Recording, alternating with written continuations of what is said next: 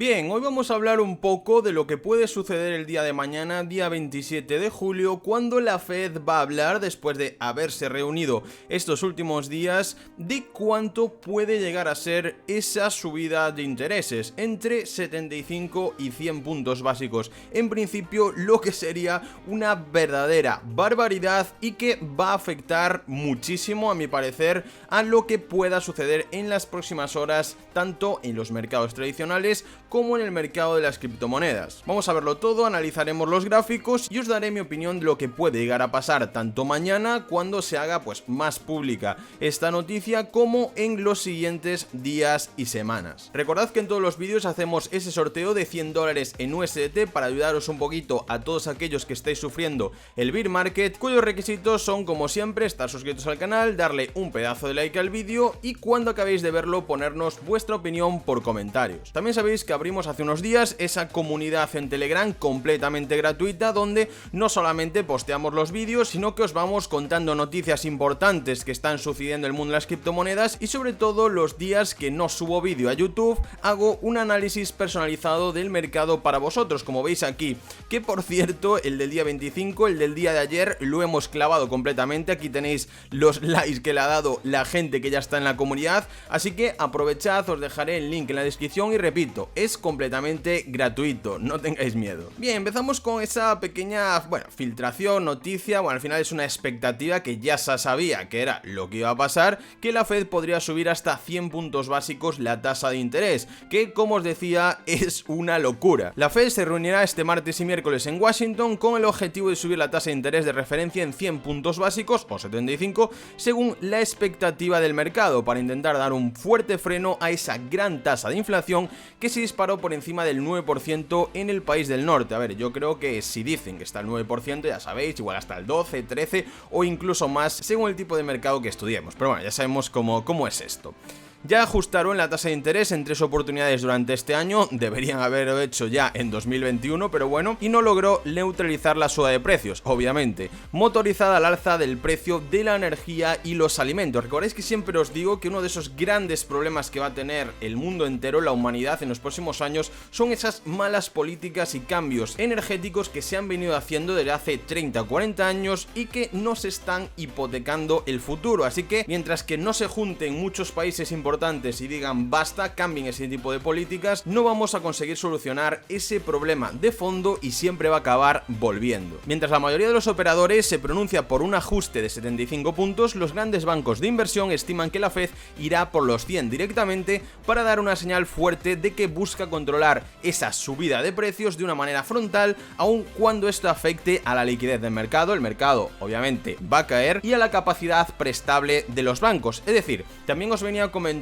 que todo estaba formando una gran bola de nieve, que en el caso de que decidieran hacer algún tipo de cambio agresivo iba a ser malo para otras de esas partes, ¿no? Y que al final nada podría salvarnos de esa recesión, de esa crisis, etcétera, etcétera, ¿no? Que al final siempre va a haber un punto que acabe sufriendo y no se puede controlar al 100%. Lo más preocupante será la falta de liquidez, lo cual constituye un gran riesgo para los mercados. Estamos empezando a ver que los mercados se quedan sin financiación. La emisión en junio fue muy baja y las empresas se han quedado sin financiación, obviamente. Los riesgos de que los Estados Unidos entren en recesión están más cerca de lo que estaban antes. Llevábamos diciéndolo desde hace meses, ¿no? Que no tenía sentido que intentaran parecer que todo iba bien, que no era tan malo como parecía, si ya los datos y las matemáticas al final no mienten, nos decían que esa recesión iba a aparecer sí o sí, y mientras ellos dicen que las cosas no van tan mal, ya veis lo que ha ido pasando estos meses atrás, que cada vez está todo más desmadrado y la gente está sufriendo. Así que bueno, veremos qué pasa con el tema de la Fed. Vamos a ver ahora en el gráfico cómo podría afectar a Bitcoin y al resto de las criptomonedas, que bueno, al final es un reflejo de lo que también pasaría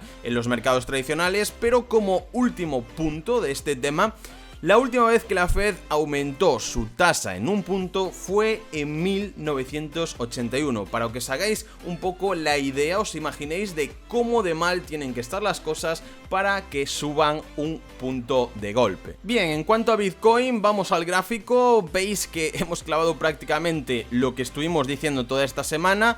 Desde el momento que salimos por la zona importante de este canal de Wyckoff que habíamos marcado hace bastante tiempo, comentamos que este segundo canal alcista que veíamos no tendría tanta fuerza como el canal original, y así estamos viendo que apenas hemos tenido nada de soporte en esta zona, si no hubiéramos visto ya un toque y un rebote al alza, pero no ha sido así. Y la otra opción era que tuviéramos una especie de banderita alcista viendo este canal descendente, pero vemos que también lo ha roto a la baja con mucha fuerza. De hecho, podemos ver que, fijándonos solamente en el tipo de velas, podemos ver que mientras tardamos tanto tiempo en realizar estas subidas, luego las bajadas son muy rápidas. Lo mismo la subida, bajada muy rápida, subida muy lenta, bajada muy rápida. Aquí, como veis, nos hemos desplomado completamente por la parte baja del canal. De hecho, en el análisis que vimos en el grupo de Telegram de ayer, comentaba que teníamos una buena posibilidad de hacer una entrada en corto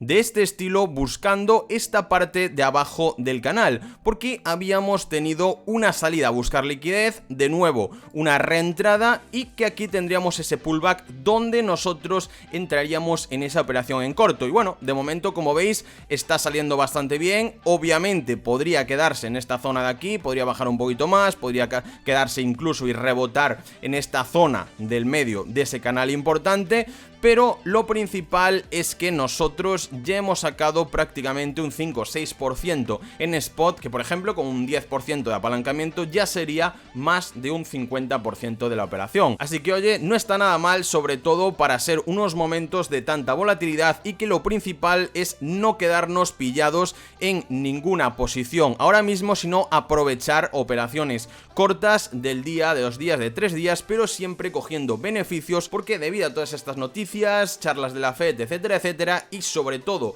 a la situación macroeconómica mundial, podemos tener movimientos bruscos en contra en cualquier momento. Hablando de la FED, hay que dejar claro que en el momento que salgan esas charlas públicas, que nos digan mañana sobre las 7, 8, 9 de la tarde noche, según el país en el que estéis, durante esa hora o las próximas 2-3 horas tendremos mucha volatilidad, como ya vimos la anterior vez aquí. Como veis, velas muy grandes de mucha indecisión, mucha volatilidad. De hecho, cada vela son 4 horas y ya veis lo que pasó, ¿no? Que tuvimos primero una vela que bajó un poquito, luego subió mucho, volvió a subir la siguiente, volvió a caer y al final volvimos al mismo punto, ¿no?